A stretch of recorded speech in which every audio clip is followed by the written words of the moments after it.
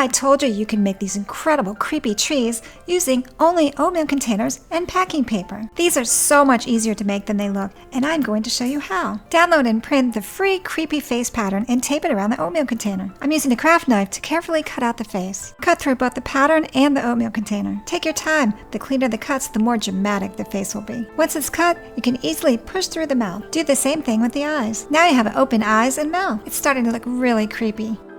Peel off the paper. Now you're ready to decorate. This is the fun part. We're going to make the tree come alive. Now we're going to make the branches. We're going to use packing paper. The nice thing is you may already have this around the house. Roll the packing paper and twist it as tight as you can. Add a little hot glue to secure. See how it makes these deep gnarled ridges for a creepy tree branch.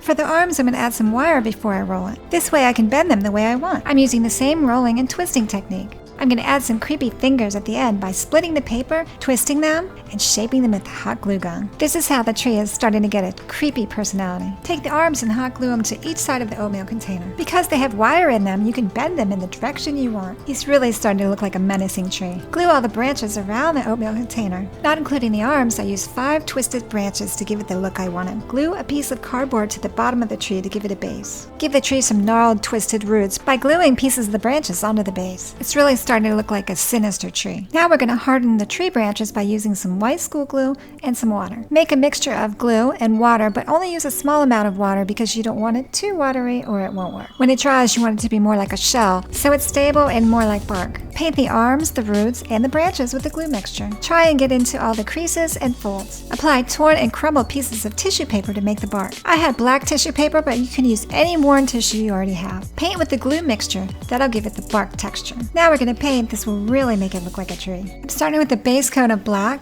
and make sure to get in all the deep cracks and crevices. The trick to really make it look like a tree and tree bark is the layering of colors. I'm lightly brushing some white, some gray, and some eerie blue. This will make the texture of the bark stand out. I'm painting some bright yellow and green around the eyes and the mouth. I use neon paint to make them glow. For the final touches, I'm adding some spooky branches, some moss, and autumn leaves around the base. This gives it more of a spooky, creepy forest look, almost like it grew right out of the ground. The branches, the leaves, and the moss are things I had left over from Dollar Tree. Rocks would also look very good with this design. Be creative and use anything you want to make this creepy forest. Can you believe we made this Halloween tree out of reused items? Doesn't look like an oatmeal container anymore. Place a piece of cardstock inside the oatmeal container to give it a nice black background.